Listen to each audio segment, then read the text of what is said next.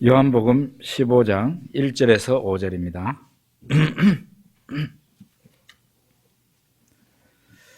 같이 읽어보겠습니다. 나는 참 포도나무요 내 아버지는 농부라. 물은 내게 붙어있어 열매를 맺지 아니하는 가지는 아버지께서 그것을 제거해 버리시고, 무릇 열매를 맺는 가지는 더 열매를 맺게 하려 하여 그것을 깨끗하게 하시느니라.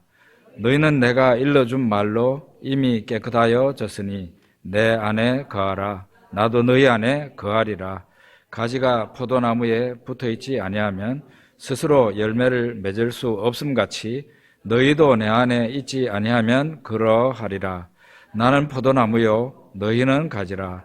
그가 내 안에 내가 그 안에 거하면 사람이 열매를 많이 맺나니 나를 떠나서는 너희가 아무것도 할 수 없음이라. 아멘.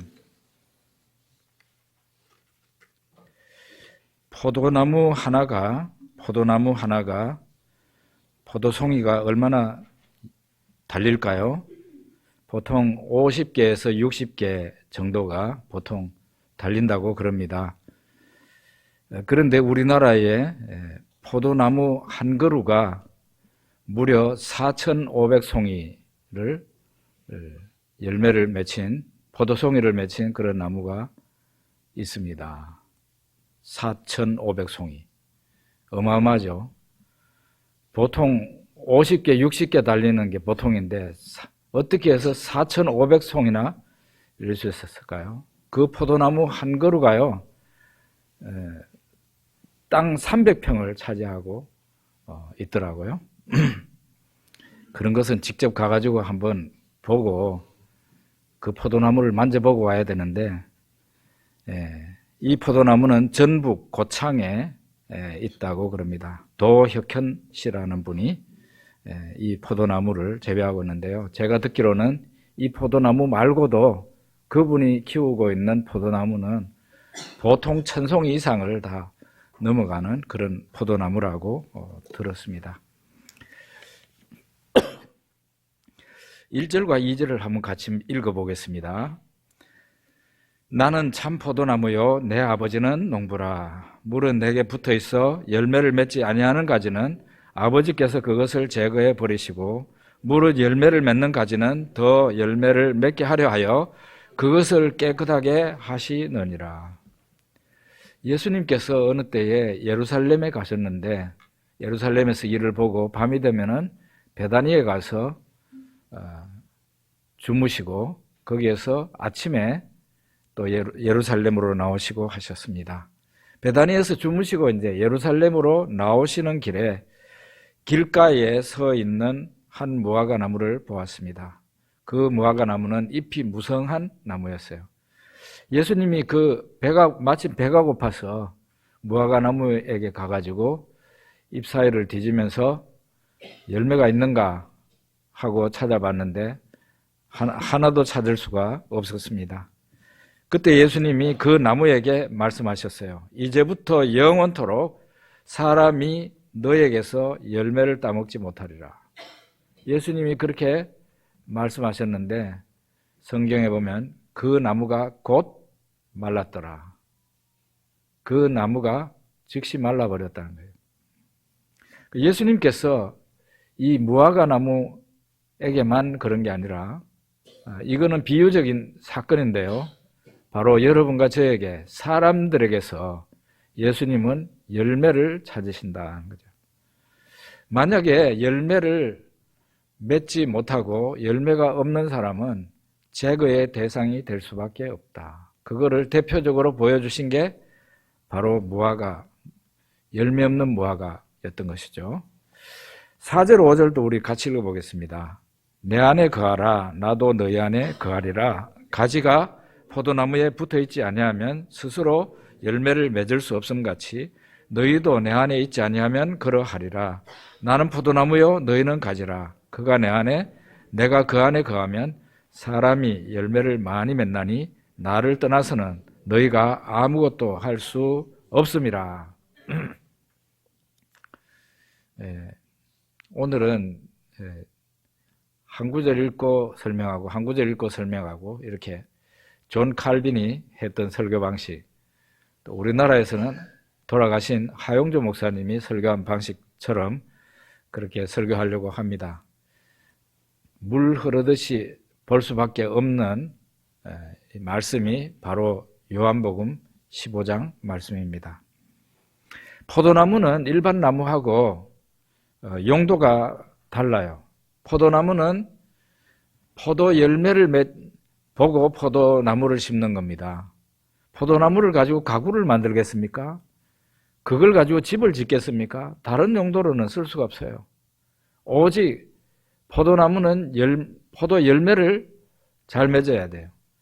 그러지 않으면 포도나무를 세워놓을 이유가 없게 되는 것이죠. 여기 보면은 그 열매 맺지 못하는 포도나무 가지를 가구를 만드는 데도 못 쓰고 집을 짓는 데도 못 쓰니까 쓸 데가 없어서 결국은 버려지게 되고 마르게 되고 마르면은 불살개로 쓸 수밖에 없다. 예수님이 그렇게 말씀을 하셔요.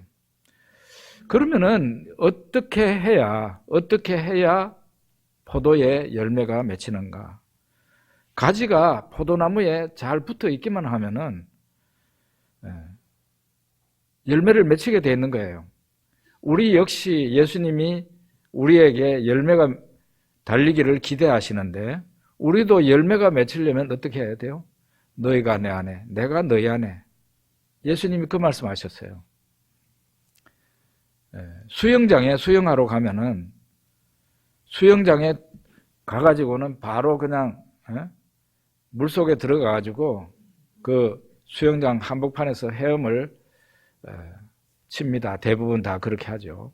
그런데 어떤 사람들은 그 풀장 안에 들어가지를 않고 풀장 가장자리에 앉아가지고 시멘트 바닥에 앉아서 이 발을 그냥 풀장에 담그고 오는 사람들이 있죠. 대부분의 신앙생활을 하는 사람들이 교회를 잘 다니고 있다고 생각하고 있고 자기의 신앙생활이 정상이다. 나는 과락은 아니다. 이 정도로 생각을 하고 또 세상 사람들도 주일날마다 안 빠지고 교회 나가는 사람을 독실한 기독교인이다. 그렇게까지 말을 합니다. 그런데 예수님은 정말 어떤 사람이 돼야 된다고 말을 하는가 하면은 풀장에 갔으면 그 풀 안에 들어가가지고 헤엄을 치라는 거예요. 왜 예수님을 믿는 폼만 내고 실제로 예수님 안에 살지 않느냐는 거죠. 예수님이 내 안에, 내가 예수님 안에 있다는 것은 나와 예수님이 완전히 조화를 이루는 그런 삶을 산다는 얘기예요. 이거를 에녹이 300년 동안 그 무두셀라를 낳고 300년 동안 하나님과 동행했다는데 동행하는 삶이 바로 그거예요.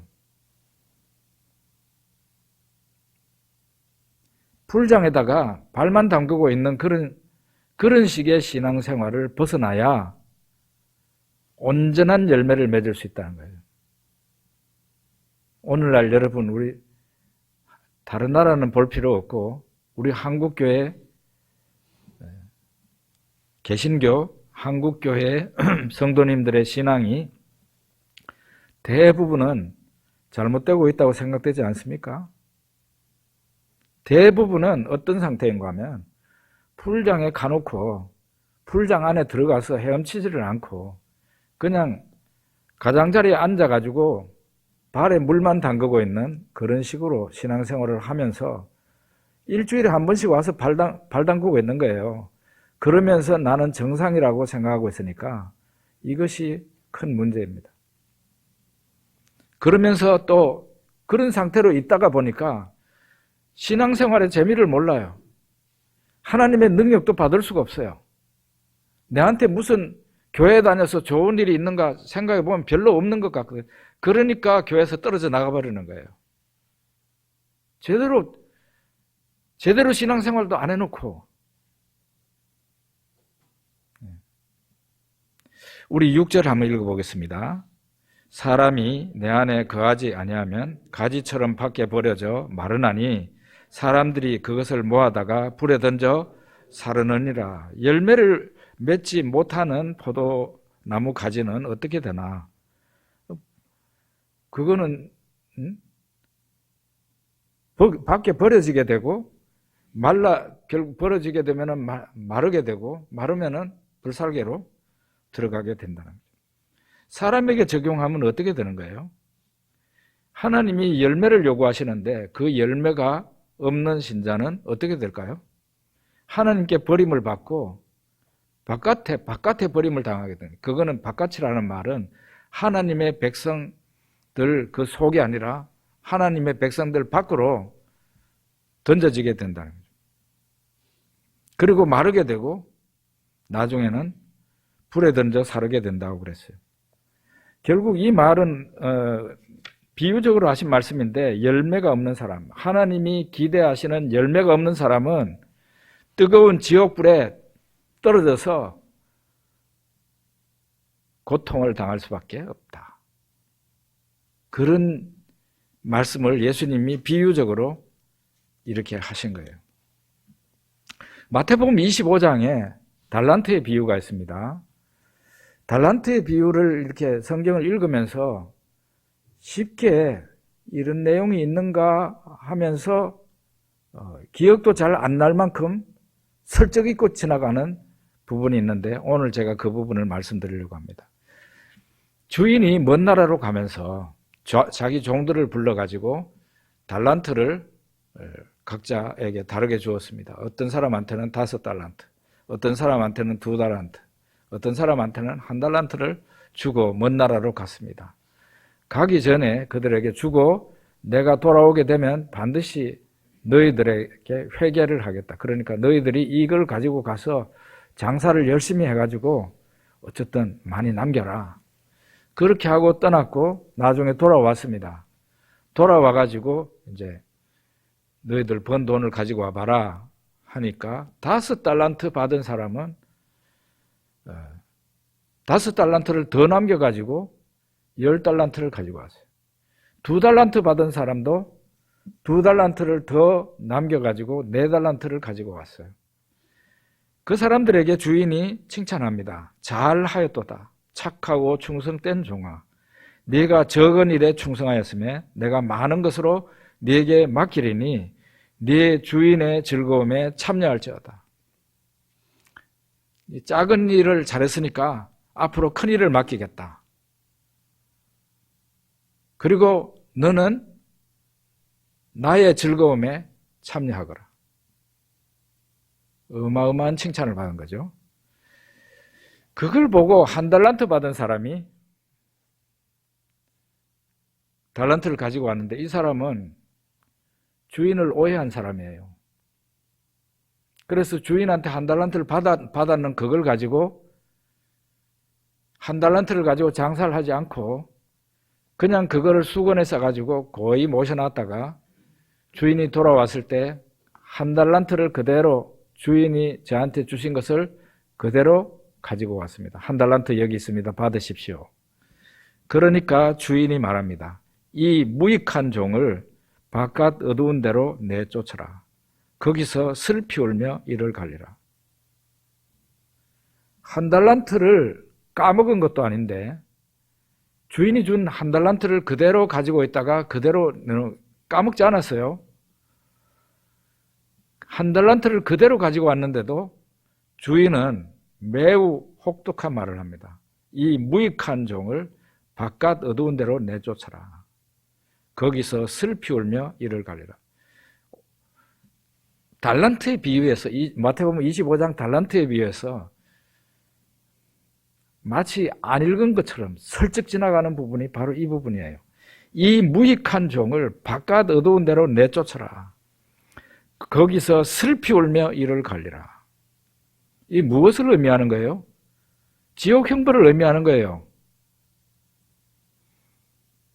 바깥 어두운 데가 어디겠어요? 슬피 울며 이를 가는 데가 어디겠어요? 예수님 다른 말씀해 보면은 영원토록 이라는 말이 또 있어요. 영원토록 울며 이를 갈게 된다. 지옥 형벌이 그런 데 아닙니까? 저는 불과 지금 한 달도 채 안 된, 불과 그러니까 얼마 안 된 거죠. 그 지옥 형벌에 소름 끼치는 지옥 형벌의 이걸 느낌이라고 해야 될까요? 지옥 형벌이 얼마나 무서운지를 제가 기도를 하다가 소름 끼치는 그런 거를 경험했어요. 그날도 저녁 예배, 저녁 기도회 때 기도하고 제자리에서 기도를 하는데 제가 지금까지 지옥을 안 믿었겠습니까? 지옥이 있다는 걸 믿죠. 성경에 있는 거 다 믿습니다. 죄 용서 받지 못한 사람은 지옥 형벌에 처해지는 거예요. 그거를 알고 있었고, 그래서 내가 예수님 믿고 나는 다행이다는 생각을 하고 있었고, 또 성도님들에게 설교도 하고 그랬단 말이에요. 그런데 매우 특별한 경험이라 그럴까, 이거를 믿음에 지금 그동안 열려지지 않고 있었던 어떤 한 부분이 열려진 건데요. 지옥 형벌을 부정하지 않았지만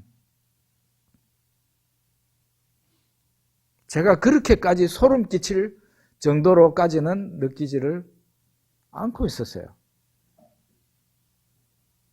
그런데 어느 날, 한 달도 안 됐어요. 제가 제자리에 앉아서 기도를 하는데 너무 무섭더라고요. 내가 거기 가는 것도 아닌데 너무 무서워. 일단 내가 안 가게 된 게 천만다행이다 하는 생각이 들었고,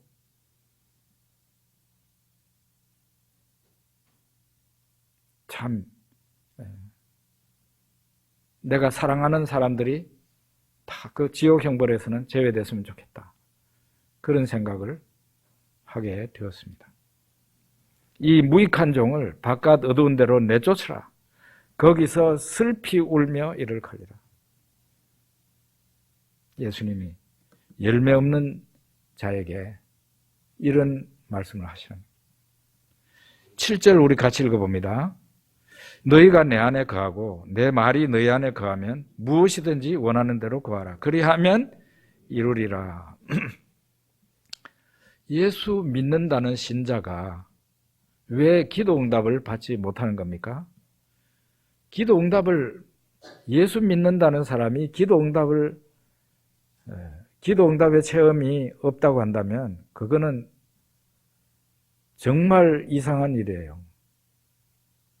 반드시 기도 응답이 일어나야 돼요. 왜냐하면 하나님은 계시니까요. 하나님은 또 우리를 사랑하시니까요. 이런 말씀이 있잖아요. 너희가 내 안에 거하고 내 말이 너희 안에 거하면 무엇이든지 원하는 대로 구하라. 그리하면 이룬다 그랬잖아요. 그러니까 예수 믿는, 정상적으로 믿는 사람들은 이 말씀이 진짜라는 것을 경험하고 아멘 할 수 있어야 돼요. 그렇습니다. 내가 경험해 보니까 그렇더라고요. 이렇게 나와야 돼. 그런데 왜 신자 중에 기도를 해도 잘 응답을 받지 못하는 신자가 있는 겁니까? 두 가지 이유가 있는데, 첫째로는 그 사람이 기도를 제대로 하지 않기 때문에 그런 거예요. 기도를 제대로 해봤습니까? 하고 묻고 싶은 거예요. 두 번째는 그 사람이 예수 안에 거하지 않기 때문에 그런 거예요. 거한다는 말은 산다는 말이에요. 예수 안에서 살지 않기 때문에 그런 거예요. 아까 말씀드렸잖아요. 풀장까지는 갔어요. 풀장까지는 가가지고 발만 담그고 다른 사람들은 헤엄치고 막 풀장 안에서 수영하고 이러는데 이 사람은 풀장 가장자리에서 발만 담그고 있다가 오는 사람이에요. 이거는 예수 안에 거하는 사람이 아닙니다. 신앙생활도 그런 식으로 하면은 괜히 교회에다가 헌금만 갖다 바치고 결과적으로는 지옥 가고, 매우 불쌍한 사람이 되는 거예요. 이 주일날 좋은 데 가고 싶은데도 못 가고 교회에 왔는데 헌금도 하는데 심지어는 교회 봉사까지 하는데 뭐 이런 경우는 목사도 될 수가 있죠. 목사는 평생을 그냥 교회에서 살다시피 사는데 지옥 가면 얼마나 억울해요? 그런데 그 사람이 그렇게 산 사람이에요. 예수 안에 거하는 삶을 살지 못한 않은 사람이란 말이죠. 예수님에게 푹 잠겨라는 거예요. 예수님에게 푹 잠겨서 예수님의 그 은혜와 능력과 예수님의 사랑을 마음껏 경험하라는 거죠. 하나님의 손이 짧아진 것도 아니고 하나님의 능력이 줄어든 것도 아닙니다. 다 내가 문제인 거예요. 제대로 된 기도도 안 하고 기도 응답을 바라면 안 되겠죠. 다른 사람들에게 기도해 주세요 부탁하죠. 여러분과 저를 위해서, 우리 자신을 위해서 가장 기도를 많이 할 사람 누군가요? 자기 자신이에요. 다른 사람한테 기도 부탁하면은 정말로 그 사람을 위해서 기도를 열심히 해주는 사람은 그렇게 많지 않습니다. 내가 나 자신을 위해서 기도를 많이 해야 되는 거예요. 저는 오랫동안 제 자신을 위한 기도가 전체 기도의 절반이었어요. 그 습관이 배긴 것은 우리 가정에서 제가 제일 먼저 예수를 믿었거든요. 20대 초반에. 그러니까 제가 보니까 가족들이 전부 다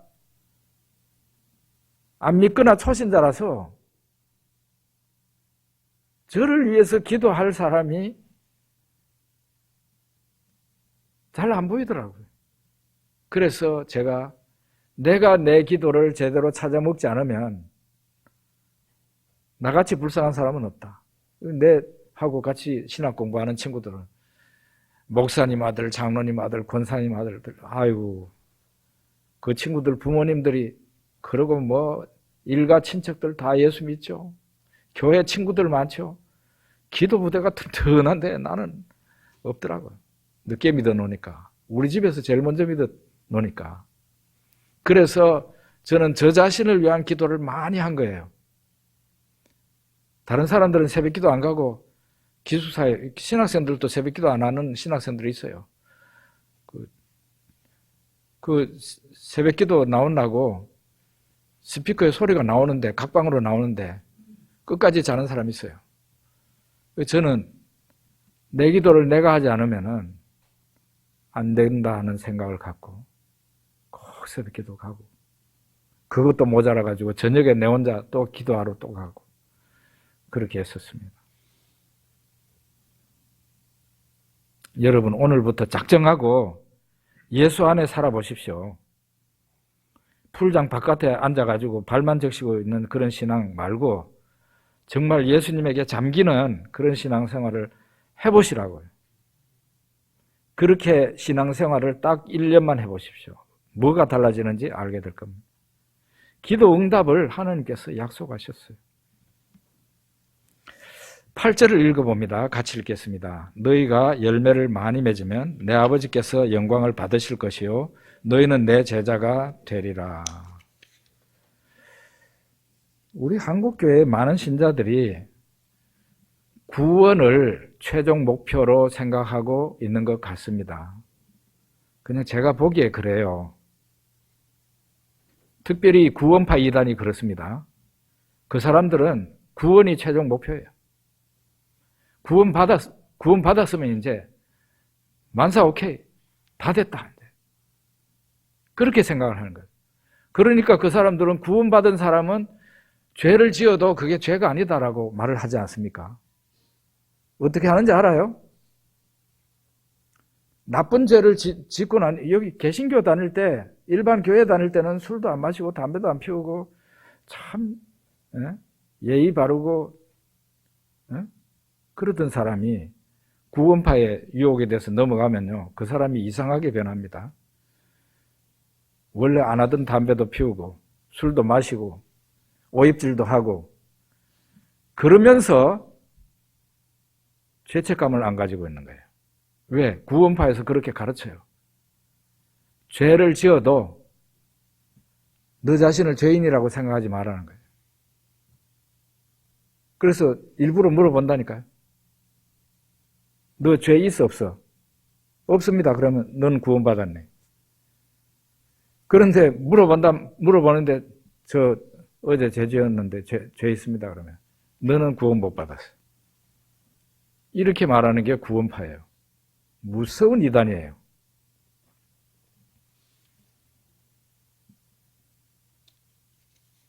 이 사람들은 구원을 최종 목표로 생각하니까 그런 거예요. 그런데 오늘 이 말씀을 토대로 우리가 생각할 수 있는 것은 구원은 최종 목표가 아니고 구원 이후에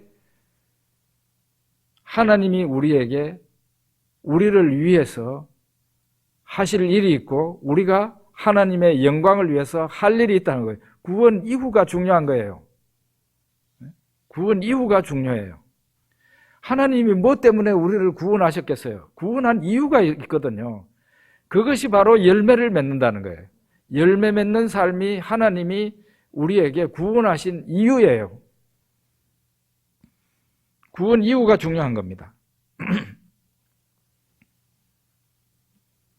그렇게 해서 우리에게 열매가 있게 되면 하나님이 이로 인해서 영광을 받게 되고 우리는 예수님의 제자가 된다 그랬어요. 명실공히 제자가 된다. 나는 예수님의 제자입니다. 그런다고 해서 제자가 되는 게 아니고 열매가 있을 때 그 사람이 예수님의 제자로 인정이 된다는 거예요. 9절 10절을 같이 한번 읽어보겠습니다. 아버지께서 나를 사랑하신 것 같이 나도 너희를 사랑하였으니 나의 사랑 안에 거하라. 내가 아버지의 계명을 지켜 그의 사랑 안에 거하는 것 같이 너희도 내 계명을 지키면 내 사랑 안에 거하리라. 그 8절까지 예수님이 열매를 맺어라. 열매를 많이 맺어라. 계속 열매라는 말씀을 하셨는데 열매가 뭔데? 라는 생각을 했을 거잖아요. 여러분들 읽으면서 이 열매가 도대체 뭘 말하는 거지? 바로 9절 10절에 그 해답이 있네요. 열매가 뭡니까? 사랑입니다. 사랑.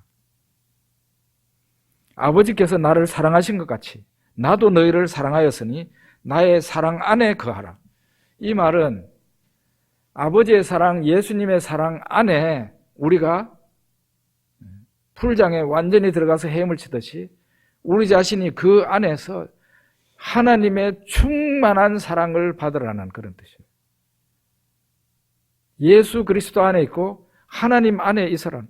하나님의 사랑, 예수님의 사랑을 많이 받고 경험해라. 많이 받아라. 그런 뜻이거든요.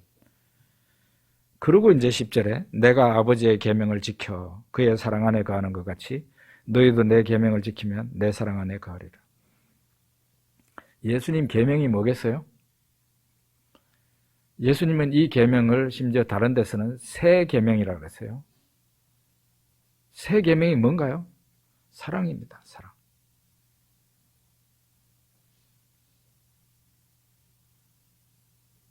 예수님이 너희도 내 계명을 지켜라.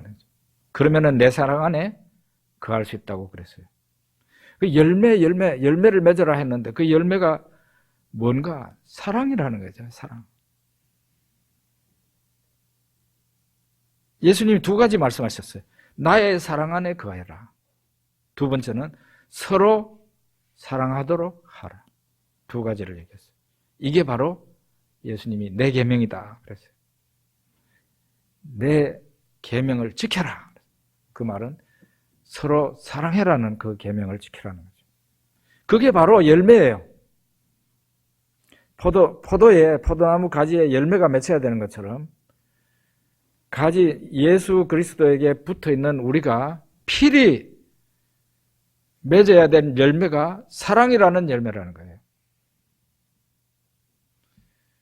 근데 이 사랑은요, 특별히 우리 한국 사람들이 많이 오해하는 것이 어떤 감성적인 부분, 느낌, 내 마음의 느낌, 감정, 그것을 사랑으로 생각을 해요. 내 마음에 당신을 향한 사랑이 식어졌습니다. 그러면은 다른 말로 하면 나는 당신을 사랑하지 않습니다. 이런 말로 생각하죠. 그런데 성경에서는 사랑을 그렇게 말하지 않아요. 성경의 사랑은 행동과 실천입니다. 내가 다른 사람을 감정적으로는 솔직히 미워하는 감정도 있고 별로 좋아하는 마음이 없어요. 없는데 내 행동과 실천으로 주여 주님께서 그렇게 사랑하라고 하시니 내가 한번 해보겠습니다. 내 마음은 아직도 원수를 사랑하고 싶은 마음이 없어요. 없는데도 불구하고 내가 그 사람에게 행동적으로 실천적으로 그 사람에게 그 사람이 좋은 무엇인가를 하는 거예요. 그게 사랑입니다, 여러분. 성경에서 말하는 사랑은 바로 그거예요. 느낌 아니에요. 여기에 다 속으면 안 돼요. 11절, 12절 한번 읽어보겠습니다. 내가 이것을 너희에게 이름은 내 기쁨이 너희 안에 있어 너희 기쁨을 충만하게 하려 함이라. 내 계명은 곧 내가 너희를 사랑한 것 같이 너희도 서로 사랑하라 하는 이것이니라. 아까 말씀드린 그대로예요. 열매는 곧 사랑이라는 열매. 사랑이에요, 사랑. 예수 믿는 사람에게 반드시 나타나야 될 열매가 사랑이라는 열매라는 거예요. 그런데 여기 보면은 사랑하는 사람은요, 손해를 볼 것 같은데 손해를 보지 않아요. 여러분도 저도 사랑해보고자 하는 그런 마음들은 있었잖아요. 부부간에 또 그런 게 있잖아요. 사랑하는 계속 사랑하는 사람은 어떤 걸 느낍니까? 사랑하다가 야, 내가 이러다가 저 사람 종이 되는, 노예가 되는 건 아닌지. 저 사람 뭐가 당당하게 있는 게 몰라도 내한테 당당한데 나는 왜 종처럼, 노예처럼 사랑한다 하고 그렇게 살아야 되는가.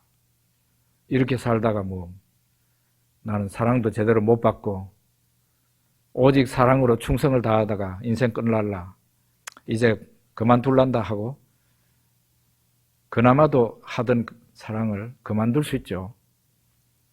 근데 여기에 보면은 사랑하는 사람은 절대로 손해보지 않습니다. 사랑하는 자에게 하나님이 기쁨을 주시기 때문에.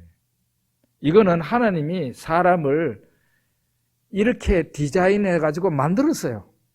하나님이 사람을 창조하실 때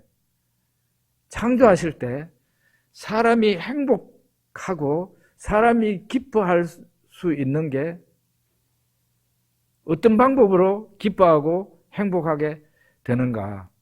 그 사람이 다른 사람을 사랑하면 그 사람에게 기쁨이 있고 행복하도록 인간을 그렇게 만들었어요. 절대 손해 아니에요. 그러니까 내가 다른 사람을 사랑하면 내한테 행복이 되는 겁니다. 그래서 절대로 실망하지 말고 한 1, 2년 정도 해봤는데 잘 안 되더라고요. 1, 2년이 아니라 10년도 하고 40년 하고 50년 하고 그렇게 해보십시오. 그런데 죽기 전에 그게 잘 안 될 수도 있고 그러면 그 다음에 태어난 자녀들이 또 이어서 그렇게 하고 그렇게 하면은 이 세상에서 사랑이 목말랐던 사람들이 교회 안에 많이 오려고 그러지 않겠어요? 여러분 전도가 잘 안 되는 이유, 교회에 있다가 사람들이 많이 떠나는 이유는 교회 안에 사랑이 없기 때문에 그런 겁니다. 사랑이 있으면 사람들은 그 사랑을 찾아서 헤매고 있기 때문에 교회를 떠날 이유가 없어요. 사랑이 없으니까 그러는 거예요. 예수님은 이 말씀을 하실 때가 이 요한복음 15장이 언제입니까? 십자가 지시기 하루 전날이에요. 지금 한두 시간 후에는 예수님이 기도하다가 붙잡힌다는 것도 다 알고 계시고 앞일을 다 알고 계셨잖아요. 예언을 하고 계셨잖아요. 예수님이 십자가를 하루 앞두고 있는데도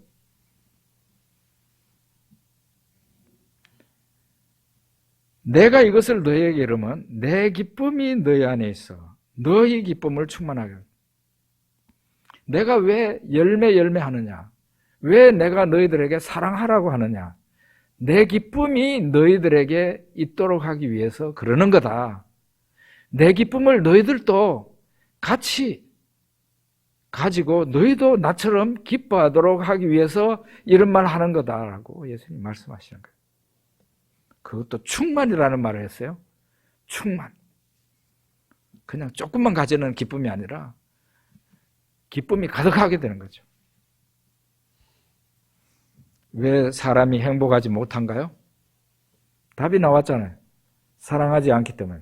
그 사람이 행복을 못 느낀다면 그 사람은 사랑하지 않는 사람이기 때문에 그런 겁니다. 오늘부터라도 생각을 바꾸고 행동을 바꾸어서 예수님이 하라는 대로 나의 행복을 위해서, 나의 기쁨을 위해서 사랑하기 시작하면 달라지게 됩니다. 얼마 후에는 나는 정말 예수님 믿어서 너무 감사하고 행복하다.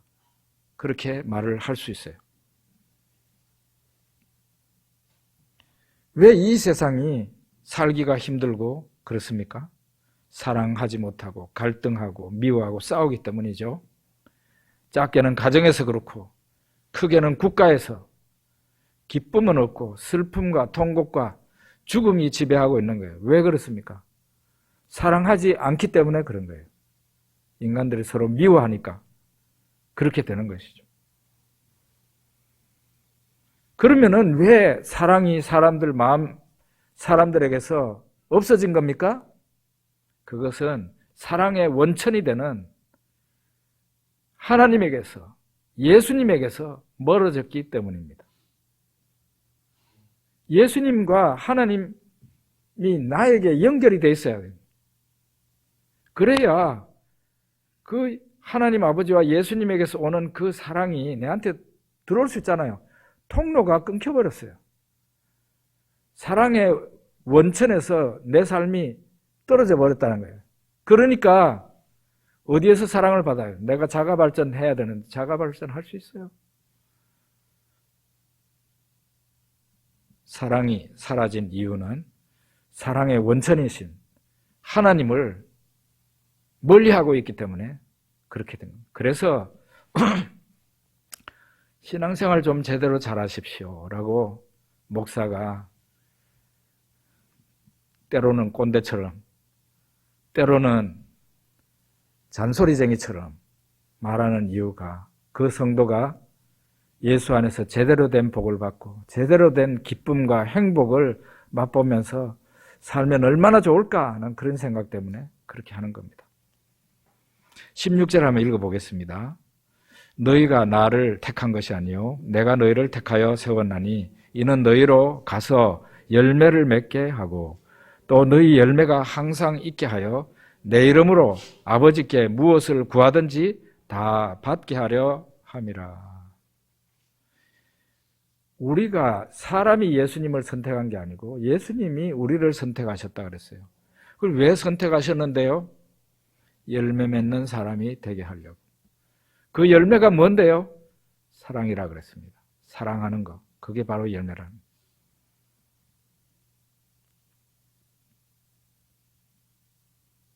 그 사랑하는 사람에게는 예수님의 기쁨이 그 사람 안에 충만하게 해주신다 그랬어요. 아까 포도송이 4,500개 맺는다는 그 덕현 씨의 이야기를 들려드렸는데요. 그분은 포도나무를 도대체 어떻게 재배했길래 이렇게 됐습니까? 라고 물으니까요. 자기 재배법은 다른 사람하고 다르다는 거죠. 뭔가 하면 다른 사람들은 시장에 가가지고 포도 묘목을 사가지고 온다는 거예요. 그런데 이 사람은 그러지 않고 자기 집에서 직접 그 포도나무 묘목을 키운다는 거예요. 키워가지고 이렇게 보고 세력이 있는 놈, 이분 분명히 그런 말 했어요. 세력이 있는 놈. 힘이 좋은 놈이죠. 포도나무 묘목 가운데서 힘이 있는 놈을 갖다가 집중적으로 키운다는 거예요. 키우는데 이분이 하는 방법이 뭔가 하면은 포도나무 세워져 있는 거기에 먼저 수철 쫙 깔더라고요. 수철 먼저 바닥에 깔아. 제일 밑에. 흙 위에 수철 깔아. 그 다음에는 특이한 게 대나무를 잘게 부수어 가지고 또 숯 위에다가 제법 두껍게 깔아요. 그렇게 하고. 그 다음에는 뭐 사람이 먹어도 될 수 있는 버섯 가루라든지 온갖 영양소 있는 거를 그 위에다가 깔더라고요. 그러니까 이 사람의 포도원은 그 안에 온갖 좋은 미생물 덩어리인 거예요. 거기에다가 뿌리가 잘 들어갈 수 있도록 아주 두꺼운 청을 갖다가 그렇게 해가지고 포도나무가 뿌리를 얼마든지 뻗을 수 있도록 그렇게 만들어 놓은 거예요. 그렇게 하니까 한 나무가 50개 내지 60개 정도가 보통인데 4,500송이가 기자가 가가지고 한 500개까지 헤아리다가 아이고 나 이제 더 못 헤아리겠어요 이러면서 포기하더라고요. 이와 같이 이 도덕현 씨처럼 하나님은 하나님으로서 우리에게 할 일은 다 하고 계셔요. 문제는 우리가 예수 안에 사는 삶을 살아야 돼요. 그 말은 예수님에게 딱 붙어 있어야 돼요. 아까 풀장 얘기했죠? 발만 잠그고 있지 말라고요. 풀장 안에 들어가서 헤엄을 치라고. 예수 안에 나 자신을 완전히 던져서 그 안에서 예수님의 사랑과 은혜와 예수님의 말씀에 도취가 되는 그런 삶을 살아보라는 거죠. 가지가 포도나무에 붙어 있으면 포도송이는 저절로 열리게 되는 거예요. 내가 예수 안에 거하면, 예수님 안에 살면 사랑이라는 열매가 내한테 열릴 수밖에 없다는 거죠. 그 예수님 안에 있는 그 사랑이 나에게 공급되기 때문에 그런 거예요. 그리고 사랑하는 나에게 예수님이 가지셨던 그 기쁨이 나에게도 충만한 기쁨으로 오게 된다. 오늘 우리가 좀 신앙이라는 것을 방향을 좀 바꿔야 될 것 같아요. 우리는 하나님 사랑하는 것은 의심하지 않아요. 난 하나님 사랑한다. 그럴 수 있어요. 그런데 여기에서 지금 얘기하고 있는 것은 내가 다른 사람을 사랑하는 것을 얘기하는 거예요. 그 사랑이 없다면 그 사람은 열매가 없는 사람이에요. 그 사람은 하나님에게 버림을 당하게 되고 지옥 형벌을 당할 수밖에 없다고 예수님이 말씀하시고, 우리 모두가 다 꼭 사랑하는 사람이 되게 해주십시오. 그렇게 기도하고 사랑이 풍성한 사람이 되고, 그래서 내가 먼저 행복하고 기쁜 그런 삶을 살아가길 바랍니다. 기도하겠습니다.